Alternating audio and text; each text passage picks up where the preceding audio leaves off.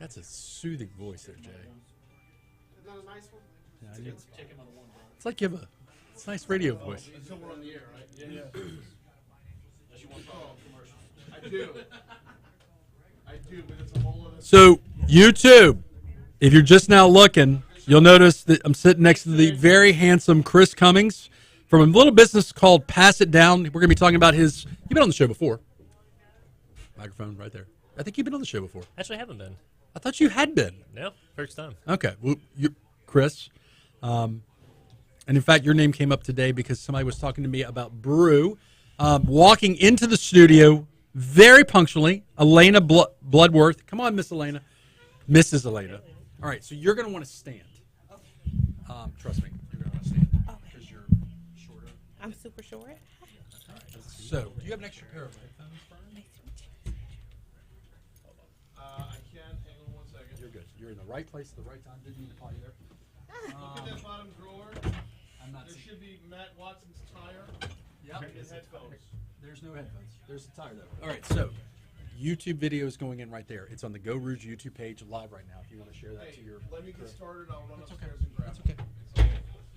We're going to talk right into these big boys. Gotcha. All right, so we're going to be starting the YouTube Geaux Rouge show and the radio show shortly. I've got Alaina Bloodworth as well as Chris Cummings, two of my favorite people. You're like my spirit animal. And I'm a criminal defense attorney. I do like criminal justice. And I'm like, I want to be more like Alaina. I actually wouldn't mind being like Chris either. Chris has got some good stuff going on, too.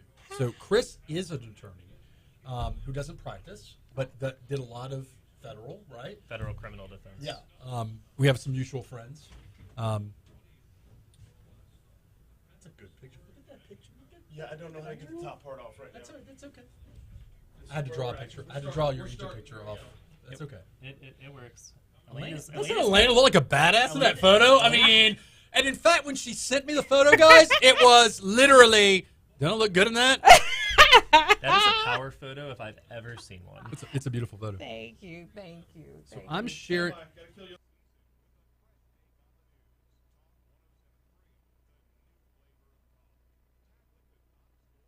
Sorry, had to kill y'all's mics so we could start the recording. So, YouTube, they're going away for like 30 seconds.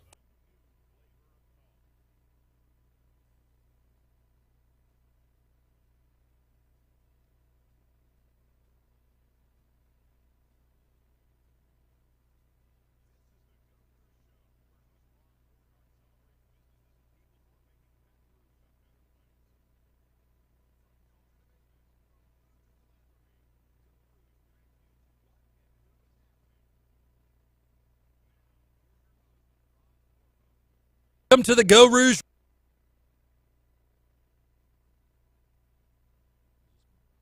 Welcome to the Geaux Rouge radio show. This is your host, Franz Borkart. What is this, like episode 106? I got the count at 106. Yeah, this is episode 106. If you're listening on Talk 107.3, welcome. Drive time. If you're watching on YouTube, you get the video too. It's really nice. I like it. I like YouTube. I like it. You win it either way here, though, guys. Look. Today's guests include, first and foremost, we've got Chris Cummings from a little company called Pass It Down. He's doing some great things nationally. It's a local company. Glad to finally get you on the show. And then we have simultaneously, actually our first guest is really Alaina Bloodworth. Little social criminal justice thing going on in the house today.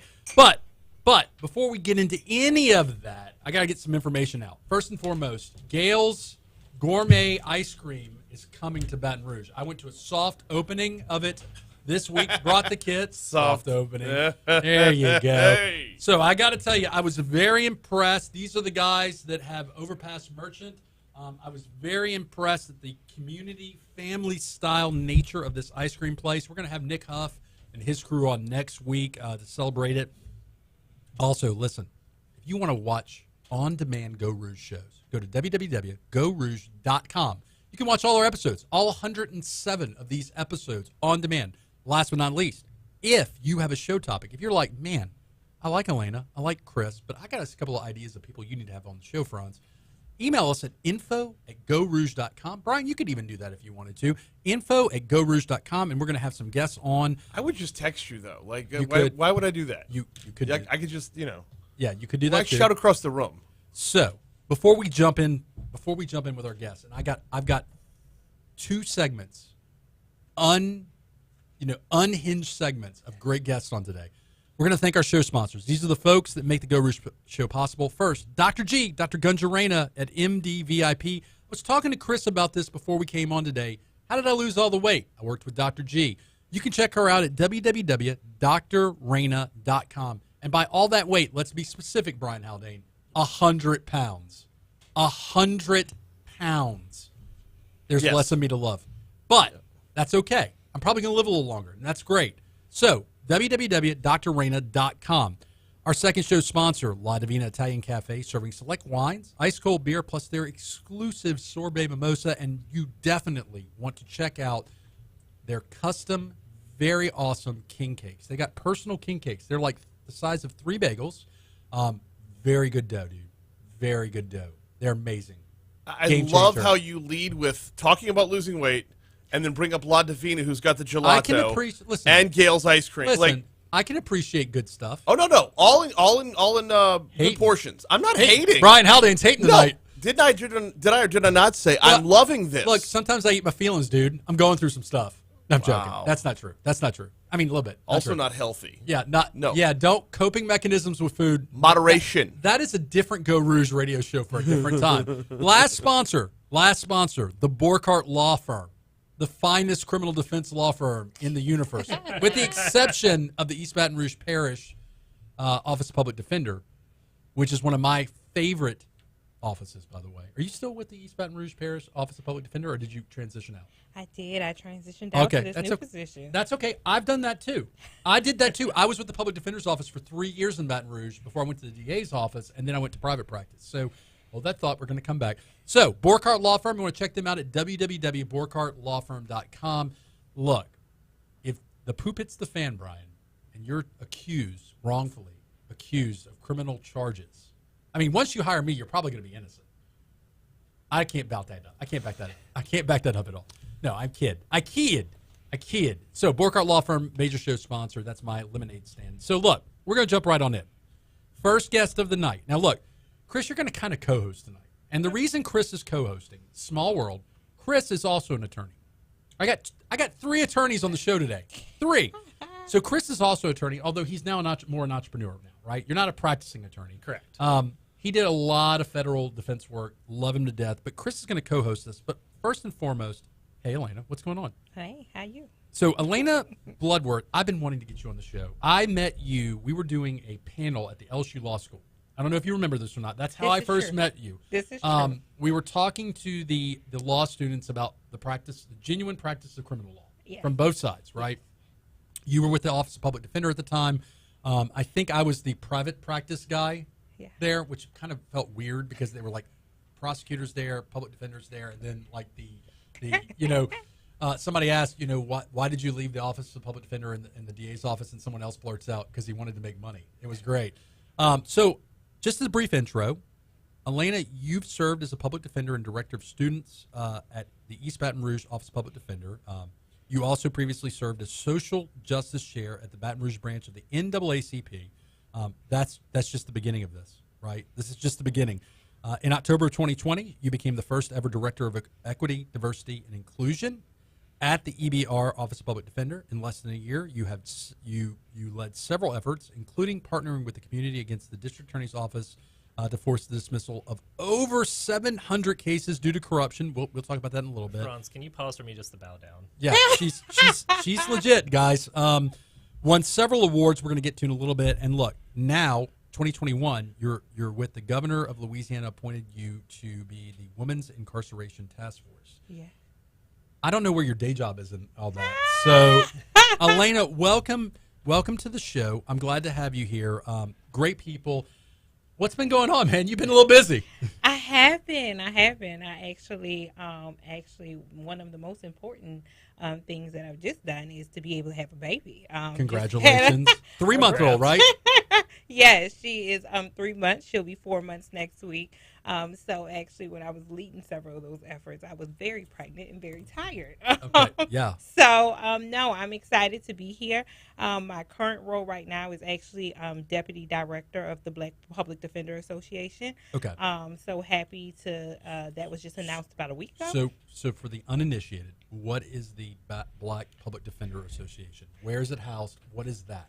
So it is actually housed under the National Legal Aid and Defender Aid and Association. Okay. Essentially, the Black Public Defender Association is really exactly what it's like called, right? Well, right. To be able to actually aid and actually train Black public defenders. Okay, so it's a training mechanism. So it's not just a training mechanism. We do a lot. Okay. We do from community development. We right now are managing several grants, including in Memphis and Chicago, and how to be able to help the community to be able to partner with public defenders. We do a lot of trainings. We right now are partnering with several cities across this country to do trainings from wellness of public defenders to be able to train public defenders to be able to voir dire on race. So it also does training. And one of the most important things, and really dear to my heart, is they actually do fellowships where they actually pay for law school students to go across this country. They fully pay for them to be able to live, to be able to eat. So like, for example, if you have someone from New Orleans who wants to go to Philadelphia Public Defender's Office, we actually pay for them to be able to go through a fellowship application. So if I were someone accused of a crime in Baton Rouge, and I was represented by the Public Defender's Office, how would I notice the footprint of what that organization does on a local level? Because that's the better question I really wanted to get to is, how is our community improving from a legal aid standpoint, an indigent defense standpoint from the efforts of this association? So I guess I'll, really all the way from the top to the bottom, right? Yep. We actually wrote some papers to the Biden-Harris administration, right, to be able to talk about how public defender offices need to be funded. We all know that they're underfunded across not just this state, but states across this country, right? Louisiana, probably one of the worst, right? We actually rank one of the worst in a lot of different things, right? And I need to, I'm almost embarrassed to admit this. I was once on the State Public Defender Board for a brief time. I want to talk about, what does it mean when we say underfunded? Right. I mean, we're not talking about these men and women who are accused of crimes getting Rolls-Royce criminal defense attorneys, although many of the public defenders that serve in the offices around the state are pretty darn good public defenders. What does funding mean in terms of due process? And Chris, you can jump in here too. This is not a legal show, but I think this is important because I don't think people fully appreciate all the time how interconnected everything is if you don't give someone proper criminal defense that is accused of a crime, there's a ripple effect of that. So talk to me about that funding and what that issues that funding causes when we don't fund a public defender system.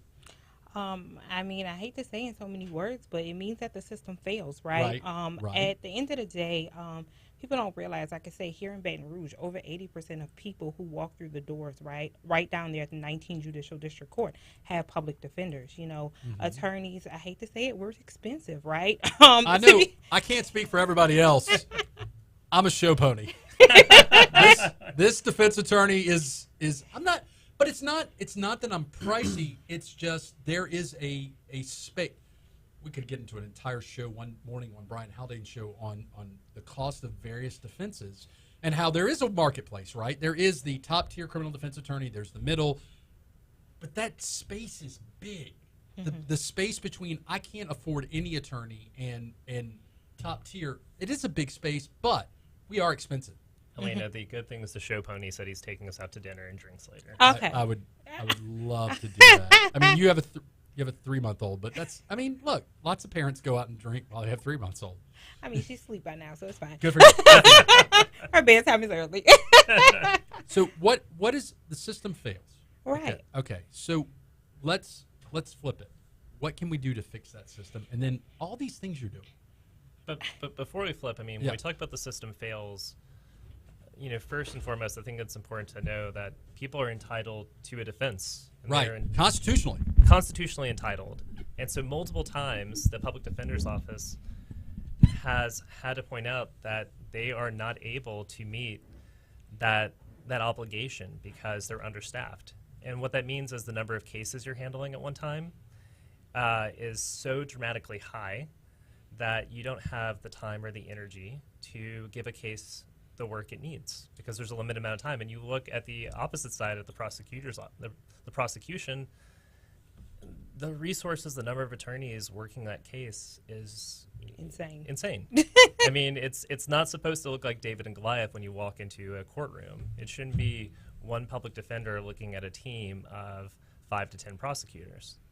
So I will say that the big advantage I have as a private attorney is always my caseload. So when I was a public defender, I had way more cases than I should have. And for every case I had, every felony case I had, that was just the microphone. It's Talk 107.3. We spared no expense for this show tonight. So the caseload coupled with sprinkle in a couple of second-degree murders, life without parole cases. 100%. I probably had between 2 and 250 total caseload, which is untenable. Mm-hmm. As a private attorney, I may be scratching 40, and that's a lot. That's a lot. In fact, Chris and I were talking about that before we came on tonight. That's a lot. I mean, in private practice, you hit a equilibrium tipping point. So, yeah, that's a lot. So you're here tonight because you're making a difference, and I want to talk about what are you doing to make that difference right now. I mean, you're on a governor's task force. You were serving on the local NAACP, which was I saw you on some of the news clips. I saw you on some of the press. Really, talk about how you're juggling all this, man. You're a mom. You got a 3-month-old. Just through a lot of prayer. That's all I have. Yes. To be very honest, no, I think that to be honest, the community really not only helped me, but they pushed me. They partnered with me. We did not. With that effort, what was most important to me about that effort and what it showed me was that the community has so much power, right? We did not have politicians and all that being able to kind of scream on the steps of City Hall. It was just really community people coming together to be able to say, hey, there was something that happened wrong in the community, and let's figure out a way to try to make someone as whole as possible because of it. So what's on the horizon for you, man? What's on the horizon for you? I mean, are you doing enough? I don't think you're doing enough. I'm really, of course, when I left Baton Rouge office of public defender, I really was trying to figure out what actually, I have many different passions, as you could tell, but really I do this work. I got this degree because I wanted to help people who look like me. Let me make very clear. Right. I used to be a teacher right over there at Sharon Hills Elementary School. I served an underprivileged community, and a lot of the clients that I had at the Baton Rouge Office of Public Defender, I saw a lot of my kids in those clients. Mm-hmm. And I saw, as a public defender, you're a social worker, you're a client advocate, you are an attorney in a courtroom, you're 50 million different things. Because at the end of the day, only a certain small percentage of cases go to trial, which you know, right? And it's my job or, public defender's job to ensure that you don't try to come back to that system for any reason, right? I tell clients, as much as I like repeat business, I don't want to ever see you again. Right. I mean, and I don't mean that ugly. I don't want to, especially, I do a little bit of federal public defense work, and we'll talk about that in the second segment. And I tell these guys, you're a nice guy. I'd love to hang out with you sometime after this is all over. I don't want to see you again, though, in the system. And what breaks my heart is I've had a lot of federal public defense cases recently where it's generational incarceration, where he or she is the third in their family, like grandfather, father, grandfather, great-grandfather, all incarcerated. And it's like, man, we got to break that cycle. So it's what happens when your system isn't focused on rehabilitation, right, but our system's focused on punishment. So if I want to get more information about all the good stuff you've been talking about, where would I go? Let's go one at a time here. Okay. So you can definitely go to the Black Public Defender Association.org. You also can go on www.nlada also .org to be able to see about some of the great things that we're doing. Right now, we even have, will be coming out with a fellowship for students, for law school students and grad students. Awesome. So we can be able to pay for them to be able to intern at Public Defender Office. Of course, we are the Black Public Defender Association, so we want students of color. Mm-hmm. We understand that they have a direct connection to clients that maybe other ethnicities won't understand. So we are extremely excited about those opportunities. So we also are welcoming people to apply because our whole purpose is to be able to uplift public defender offices for the purposes of being able to fill them up with defenders of color. You know, right. I was in a courtroom probably for about 4 years, and the prosecutors didn't look like me. Which courtroom were you in? Judge Higginbotham. Oh, yeah. Yeah. So I had the prosecutor didn't look like me, the judge didn't look like me, the anybody who worked for the judge didn't look like me. The only person who looked like me was my client. Right. So we are here to uplift those voices and to understand that, you know, public defenders are important to this system. So and look, as a white male, obviously not a man of color, I will tell you, if you care 2 cents about the system and about public defense work, it became very apparent to me early on that, look, a majority of my clients are African American. I'm a white male. So there is a lack of cultural experience that I have. There's a lack of cultural experience that they have, and somehow, some way, I want to better be able to serve them without perpetuating a stereotype, without perpetuating a broken system. And so, you know, if you're not a person of color, if you're not a public defender who happens to be African American, I still think you need to look into this, because I think there's a lot to learn in representing your clients. Because the truth is, bottom line, the truth is, if I were to look at the demographics, who is the typical indigent defendant? They're black. Yeah. 100%. Probably more so male. Yep. Right. So, yeah. I'm glad you're doing everything you're doing. Thank you. Spirit animal. Brian, you need to have her on your show. Already have. Twice. Twice now. Yeah. What's price. about, what was that slap with BRPD that... Narcotics unit. Acre. Yes, I'm from Yeah. Acre. Yes. We're acquainted. Yes. And then I can't remember what the other time was about. Who knows? I can't remember either. But You know, I know if I've she's been doing here her twice. job great, we don't want to see her doing like press conferences and being on media, because if you're doing your job and everything's working, then you're able to focus on things that don't require, you know, loud feats of strength. But that being said, you're doing an amazing job. Thank you. I definitely wanted to have Chris on with you, because Chris is also a fan of good indigent defense. Chris also did a little bit of indigent defense. So, and while the federal system is much different than the state system here, there are some places in the United States where they look similar. Like in certain jurisdictions, there's high volume federal defendants. State system is so much different, though. So much different. What I want to focus on in the criminal justice reform world is, how do I get individuals that can't afford to get out of jail, that have reasonable bonds, out of jail, like nonviolent offenders, people that need to get out, they need to work, they maybe need to go get treatment. They're not nothing is served by having them in jail. Now, look, some people, I'm not a true believer. I don't drink Kool-Aid. Some people need to be in jail to a certain degree, but not everybody, right? And so bail reform is on my mind a lot lately, and public defender funding, because I want a fair fight. It's already David versus Goliath. It doesn't need to be David versus Goliath with Goliath blindfolded with both hands tied behind his back. You know what I mean? So, thank you so much for joining the show. You look fantastic. Congratulations on the new kid. Thank you. We're about to take our first break, Bride, but when we come back, we're going to have Chris Cummings all to ourselves. We're going to talk about his business. We're going to talk a little bit more about some social justice issues. Again, if you want more information about the Geaux Rouge show, social justice, www.GeauxRouge.com. We're going to be taking our first break. It's about that time? All right, we'll be right back. I'm going to run real fast, run down the hall. It's great seeing you. Of course. Yeah, you're now my hero. That's awesome. Y'all can keep talking. Y'all still on. Well, thank you. I feel like I'm running. When I was on Brian's show, I was like pregnant and tired, and like before I came on, I remember being like, just threw up. It was like last March and then last May. Yeah. And I'm like, not the same person. Do you still get to be in a courtroom, or are you more setting vision now? Yeah, more setting vision now. Really excited about it. Really excited about the national opportunities to be able to even bring right here to Baton Rouge. Sure. I'm really excited about all the different things because I'm so used to not having resources, and now I have resources to fight, Brian. So I'll probably be back. Okay. I think the first time was about Acre, and the second time. Oh. Frawn set an alarm off. Who knows? Yeah, to now have national resources. Oh yeah. Something I'm not used to. I had the wrong one on. Dad, Nevitt. I clerked for Chief Justice Johnson doing her criminal docket, and then clerked for 3 trial judges before I practiced federally.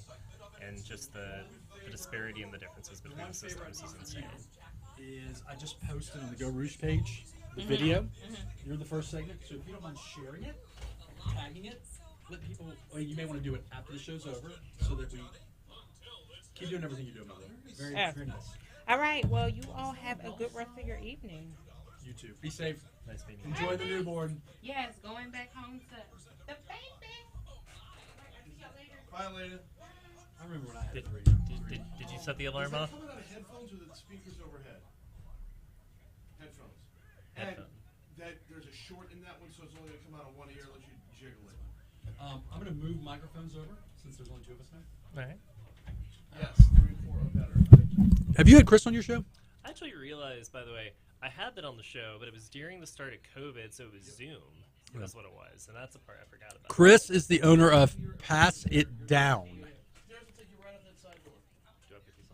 I put him on only because, so I'm bad at radio.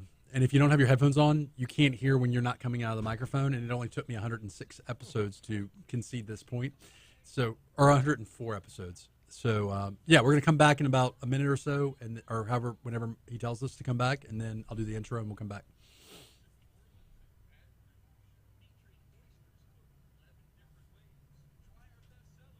Alaina's awesome, though. I hadn't met Alaina before.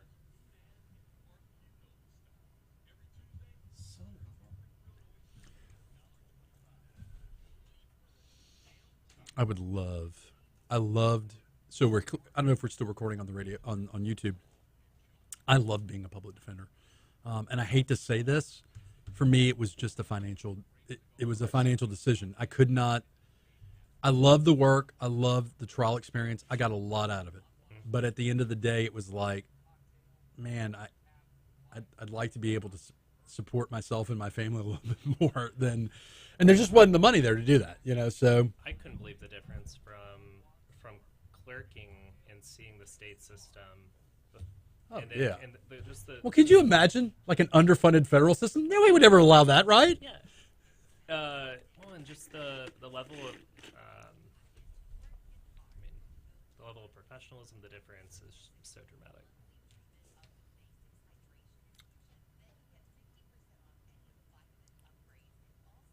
There's a song. 1 minute back. There's a song from Peacemaker. There's a song from the show Peacemaker. And the song is called Do You Want to Taste It? I don't know if you have time to upload that for the bump back, unless you have a song you already like. Yeah, I had one already queued up. That's not that I'm partial to it or anything. I don't know if you watch Peacemaker. Do you want to taste it? It is a DC HBO Max show. It's a spin-off of Suicide Squad, right? Right, Okay. right. It's something. So.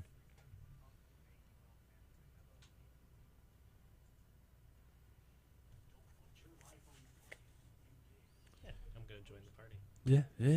We're about to come back in a second. I'll do the intro and then.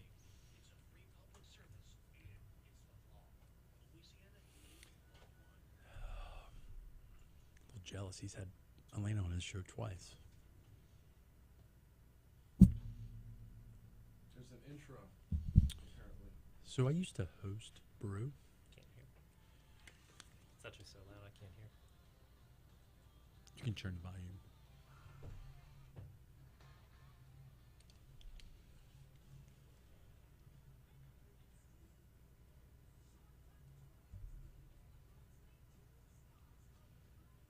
All right, welcome back. Welcome back to the Geaux Rouge radio show. This is your host, Franz Borkart. Brian Haldane's on Master Control. If you're listening on Talk 107.3 or on YouTube, not listening, we're watching on YouTube on the Geaux Rouge channel, thank you. Welcome back to the second segment. Look, by the way, we have a YouTube channel. We got a YouTube channel. Got 109 subscribers on that bad boy. Small numbers. We got to boost those numbers up. Those are weak numbers, man. We got to boost those numbers up. Brian Haldane has like 130, 140. So do I? Yeah, you're every time I make a mention of this, your fans like boost up numbers to yeah. So yeah, YouTube. Great. Awesome. If you want more information about the Geaux Rouge show, go to www.geauxrouge.com. All our episodes are on demand there. You can watch them all. And if you got a show idea, if you got a guest that you would like me to have on the show, you can email us. Chris, you can email us. Brian, you can email us at info at geauxrouge.com. Believe it or not, when I get recommendations on that, I put people on the show. It's awesome. It happens. So there's always somebody that is not necessarily talked about, always somebody who is underrepresented, underserved, whatever. And I like to put them on the show. Last week we had a new business come on that was basically, they are in the business of making headgear, hats, chapeaus, if you will. Shout out to my girls at Chapeau. Chapeau spelled, like go, Chapeau parties. We had Carla and Jen on last week. Man, I love what they're doing right now. I love it. So, other thing to talk about before we jump into our segment with Chris Cummings from, his lemonade stand, his little entrepreneur business. It's a little business called Pass It Down. It's super cool. I don't know if you know what Chris does, Brian. It is super cool. I don't. Oh, you're buckle up, baby. Buckle up. So, we're going to thank our show sponsors. These are the businesses that make the Geaux Rouge show possible. The Borkart Law Firm. That's my lemonade stand. Go to www.borkartlawfirm.com. We do criminal defense there, federal and state, also municipal. So if there's anything I can do to help, certainly give us a call. La Divina Italian Cafe, open every day with your custom made-from-scratch breakfast. Chris, you sometimes go eat. I was going to say, I have about a 70% hit rate of walking into La Divina and finding you. Yeah, I'm a lingerer. I linger I go to La Divina a lot. It happens a lot. And then last but not least, Dr. G, Dr. Gunja Reina, www.drreina.com, concierge medicine, lover. I've been trying to get her on the show, man, but she works a lot. And so doctors just can't take off to be on the show from 5 to 6 in the evenings. I mean, it's or 6 p.m. on a Friday, right? She's still at it? She's still at it, dude. Concierge medicine means 24/7 access. Did you know that? All right, so pass it down. Chris Cummings. Welcome, sir. Thank you for having me. All right. So first and foremost, you've been on the show before, but it was during the pandemic. So let's start with the basics. What is Pass It Down? Yeah, absolutely. So at Pass It Down, we work with historic brands and cultural institutions to help bring their history to life and to be able to showcase their history. So easiest way to describe it is creating digital museums. Digital museums, right? Digital museums, yeah. So we've done this for some of the world's biggest companies like Procter & Gamble, Porsche, Michelin, our work with Ford, and being able to showcase the history and stories of iconic brands, all the way to municipalities. We showcase every piece of public art for the whole city of Portland, Oregon online to help visitors and tourists better see those cultural resources. So how long has this business been around? It's a newer business, right? Actually, it started it in 2015. Newer. So yeah, newer. In the world of startups, most startups die in a year or two. Somehow it's been 7 years. Well, you've won some recognition. You've won some awards. Talk to me a little bit about how that journey started for you. I mean, because you're an attorney. I am. You're not practicing. I know you because, in fact, I met you through a mutual friend of ours who's a public defender in Lafayette, a federal public defender. You're in law school. You got this great, brilliant future in front of you. You could be a federal public defender, a federal criminal defense attorney, and you decide, no, I'm just going to start my own business. So walk me through that a little bit. Well, it's probably more complicated than that. A little more complicated, but no, it's interesting the path that life takes you. Yeah, absolutely. I blame the Federal Public Defender's Office. They were doing an audit to get another attorney, and so I was it was like, oh, this will happen in a little bit of time. But no, the whole reason I actually went to law school to begin with is due to a very personal experience. When I was a kid, my mom was diagnosed with multiple sclerosis. And then she developed early onset dementia at 44. So, I saw when I was 18, I became my mom's power of attorney. And I tried to get my mom qualified for Medicare and Medicaid. And even though my mom was, facing a really horrible health condition, and she was denied by the Medicare system 3 times. And I had an older woman at the Medicare office pull me aside and say, "Baby, here's the thing: we turn down everyone. You're gonna." What does that sound like to your ears? We're talking about your mom. Talking about my mom. You hear that, and so you think. I mean, I'm stunned, right? Like I'm an 18-year-old kid at the time fighting an uphill battle, and she says you're going to need to get a lawyer. And that was my first time really having a chance to interact with the legal profession. And the amazing thing is I found a lawyer through a family friend, and he came in and he looked at me and said, "It's going to all be okay." And he picked up the phone, and for the first time, I saw a light at the end of the tunnel to getting my mom the care she needed. And within 2 months, she was qualified. Awesome. And so it was at that point where I had a sense beforehand of feeling hopeless and never wanting to feel that way again. So you go from an experience where a government entity is not doing the right thing, and in fact tells you they're not doing the right we're not doing the right thing. So you have to get an attorney, which on all accounts, by the way, we talked about in the first segment, we're not always cheap.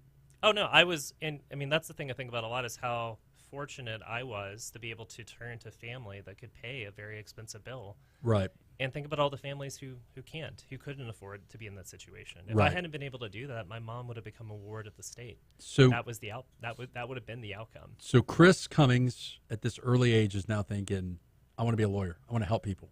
I want to make sure people aren't trampled upon like, we were. Walk me through how all of a sudden, you're in this limbo because the public defender's office is trying to get funding. Yep. You decide at that point, I'm going to do a startup. Walk me through. I mean, I know it's not that simple, but I mean, it's crazy. Yeah. Because I met you. Well, I didn't meet you at this point, but I saw you. You were speaking at one of the pitch events, or maybe Brew. You were you had just won some acclaim, and I'm thinking to myself, what does that trajectory look like? I'm an attorney, and I just decide tomorrow. And I know it. And again, I keep making it sound that way. What was it that pivoted you to do a startup? Again. By the way, a very cool startup that does virtual touring, which has countless applications. What got you to Pass It Down? Yeah, so the initial vision for the company was a digital storytelling platform for families. Okay.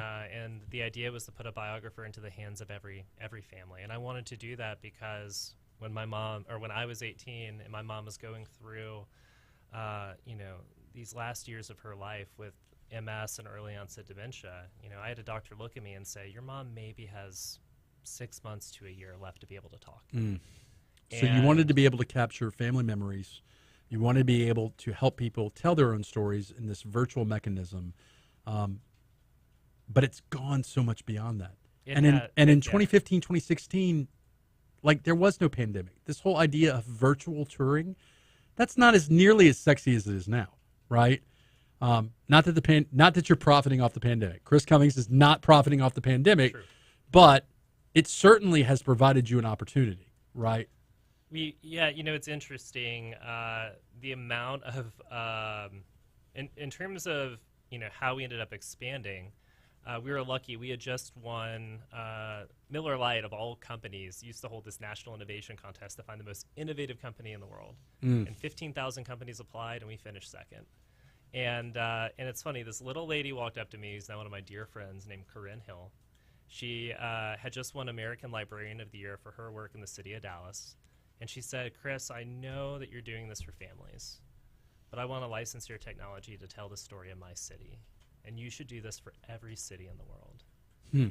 And so it really took one of the world's leaders in the library world and in the culture world coming to us and saying, you have no idea what you created. It could be so much bigger. And I never want to take credit for anything that's not my idea, right? It was really Corinne coming, to us, and we were lucky, right? We were lucky enough to be able to listen, and we launched a solution to showcase the history of a city. And then a week later, a brand new museum reached out saying we were being built and they wanted to talk to us. And 2 weeks later, Coca-Cola reached out and said, would you come through in our corporate storytelling program? And it was just a series of dominoes. And the one thing that connects all of it, less so than touring, is storytelling. The value of storytelling. Which is what you do as a lawyer, right? It is. Okay, so fast forward, it's 2022. Hot off the presses, your company has received a fantastic, I'm going to use the word award.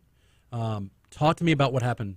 What was announced today? Yeah, we're very fortunate. We just won the United Nations World Summit Award for Innovation, Culture, and Tourism. Okay. So every year, companies are nominated that are working towards providing societal impact. You have to be nominated to get in. And the companies have to be in alignment with the United Nations Sustainable Developmental Goals. And we were lucky. We not only did we win this contest, we are the only winner in the entire world from the United States, actually. Okay. So with winning that contest, what does that do for you? I mean, what is that? Where do you go from here? You're going to just keep, because I just can't stop thinking about the countless applications of your business model, right? Museums, city tours, and thinking about, especially with city tours, thinking about how helpful is that before I go to a city, being able to get on this platform and virtually tour and kind of get an idea of the community of the city. What's on the horizon? Well, what's crazy is cities invest millions of dollars into murals and cultural resources and then do a horrible job letting anyone know that they exist. Right. And so I always find it amusing that there can be a lot of funding, but what's the point if you're not making impact? Right. The big thing that we've been working on is that the economic model behind museums fell apart during COVID-19. If you're not the MoMA or the Met sitting on a $100 million endowment, your revenue during COVID went to zero. And that's because you only know how to make money through ticket sales and event rentals and fundraisers. So, what we've been working on for the last 2 years is the opportunity to help change the way that cultural institutions and museums engage visitors digitally and to drive revenue. And so we're actually building the first blockchain marketplace for the museum industry and helping every museum in the world to be able to bring history to life on the blockchain and to be able to derive funding in a new way. So it feels like it's fair to say that 6-7 years after the inception of your business or the beginnings of your business, you've made it. Is that a fair? Can we say this in the entrepreneur world, the startup world, that you're there yet, or you're not comfortable saying that? I never feel comfortable saying it. I always like to have that. I always like to have that healthy sense of you have to keep striving, move forward. Disaster can strike at any moment. Well, so it's funny you say that because I'm an entrepreneur in a different sense, right? I have a law firm, and I was telling someone today, they were like, "Man, your firm's like 5 years old. It seems like you're doing all this stuff. You're on mornings with Brian Haldane. You do legal commentary. Do you have this sense of you're good?" And I'm like, "No, because this can all fall apart at any moment. Oh, we have a pandemic that changes the criminal justice system. I do one area of law, So there is that uneasiness, right? Even if I can look at you and look at Brian and say I'm okay. I'm doing okay. How many employees do you have at this point? Yeah, I would say we've got 13, 14 people in some capacity, fully remote all around the world. That's awesome. But yeah, I mean, I think having a healthy sense of paranoia is always a good thing in this business. And again, at any moment the world can change. And what we're doing is not a small difference in the way that the industry works. We're trying to change the entire model behind museums. Mm-hmm. That not only is a huge initiative, but it's a controversial one. So how long does it take? I recently went to Houston, and I stayed in the I stayed in the museum district, and I went to about 2 or 3 museums, beautiful places, right? I'm looking I'm at a museum of art where there's Picasso, and how long does it take to make a museum virtual, to where I could experience it in as much as close as almost being there? It depends on how much digitization's been done. Okay. I was able to build a digital museum experience for Porsche in less than 5 days. Okay. But sometimes if we're working on doing an initiative for an entire city, a large city, it's going to be a 3 to 6 month developmental cycle to get it ready. And then in terms of maintenance, once you set up this virtual tour, is there a lot of effort or work to keep it maintained and current, or is that we're always making improvements to what we do? Okay. But the nice thing is that we're taking on that responsibility for the clients. Awesome. And we're giving them a turnkey solution that they haven't had before, to make it easier for them to engage visitors and drive revenue. So if you're just now tuning in, we've got Chris Cummings, attorney, entrepreneur. Chris, I saw some pictures of you recently. I've been looking at the Brew, the Baton Rouge Entrepreneur Week. It's coming up. Chris is with a company named Pass It Down. Are you going to be doing some stuff with Brew? I didn't know if those were stock photos from like years past, or is it like they've hooked me into doing some stuff, Ron? What's funny is you just made me realize I haven't called Bill Ellison back, who's putting Brew on. And I will be. You're welcome. Yeah, I will be judging Bill if you still want me. So that. So I have participated in the Baton Rouge Entrepreneur Week. Generally, my participation is I do some emceeing. They've asked me in the past to do the pitch night, the big pitch night, which I love doing. You were the MC the night we won. Yeah, I had no part in that, by the way. I just was the MC, and that was right after COVID, right? No, that was 2 years. It was right before COVID. So you were not. Which venue was that? That was not at the downtown venue here. It was November of November 2019. I love it. I love emceeing the pitch nights, and candidly, I like watching. So I do storytelling for a living. I take a person's life, I take parts of their life, the negatives, the positives, the neutrals, the warts, everything, and I try to make a story into it. And sometimes that means embracing the bad, sometimes that means highlighting the good. But I storytell for a living, whether it's with juries, whether it's with judges, whether it's through writing. And so I like watching someone take their concept and condense it down and filter it down to 5 minutes, 10 minutes. What is Brew was what, 10 minutes? Or I think it was 10 minutes. Yeah. Which is long for a pitch contest. Yeah. And it's not, and so we're clear, Brian, it's not Shark Tank. I mean, it's positive, but it's still competitive, and the purse is pretty significant. So we got about 3 minutes left. Anything else going on? I mean, besides winning these big awards, besides, crushing it, anything else going on? I mean, anything exciting, anything I need to know about? I mean, I think we're not getting a lot of sleep. Oh, that's good. on my company's end, we're very thankful. But no, just appreciate the opportunity to be on the show, and we're fortunate. I always say I'm the luckiest man in the world. I get to live through the stories of my clients. And it's a local business, right? I mean, it's virtual, but it's here. It's housed here, and you're one of the major success stories, of our entrepreneur experience in Baton Rouge. So thank you, Chris, for coming on. Brian, next week we're going to have Gail's Gourmet Ice Cream. So I hear. Ice cream. You scream. We all scream. Dude, the ice cream was so great this week. It was so great. Fisher had chocolate all over his face. My 6-year-old, chocolate all over his face. Dude, it's legit. It's opening up on Perkins near the overpass. There's going to be some seating outside. It's going to be really nice. I'm going to have Nick Huff and his crew on. Nick Huff and I, for those who don't know, used to do some food events together. You've heard of some of them. Yeah. When are those coming back? Wingamania. Yeah. That one in particular. When's Wingamania coming back? Cap City Mac and Cheese Fest. I'm working on it. We got it. We got. I want to go to Wingmania. Wingmania was awesome. We did it at Tin Roof. They're all charity events. We did it at Tin Roof, and it was a giant wing festival. 15 to 20 competitors. Each competitor had 2 samples or 2 wings that you got. We didn't advertise it as an all-you-can-eat wings, but it really became when you're talking about 30 different samples of wings, it's all you can eat. Franz, you should do a hot wing eat-off here on the show. I don't know if that's a good idea. I've done food contests on the show before. It didn't play out well. Small sliders. Okay. How many sliders did I eat again? 17. 17 sliders before I was sick. See, not a quantity number. You like. But isn't there a show? Isn't there a show? So what's Chris? Man versus Food. Yeah, Man versus Food. I'd be willing. I don't think that's still on. I think that guy. I'd be willing to hurting. I'd be willing to accept that challenge. But look, before I hurt myself, we got to go.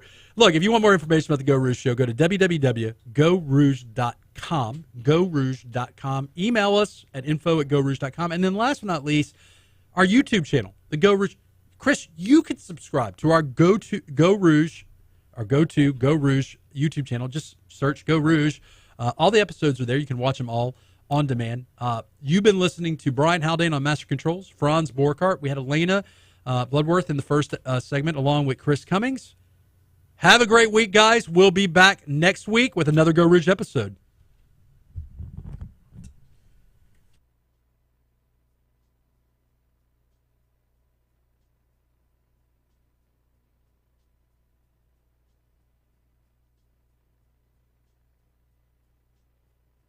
All right, you're still on YouTube. So. YouTube, we're going to head out.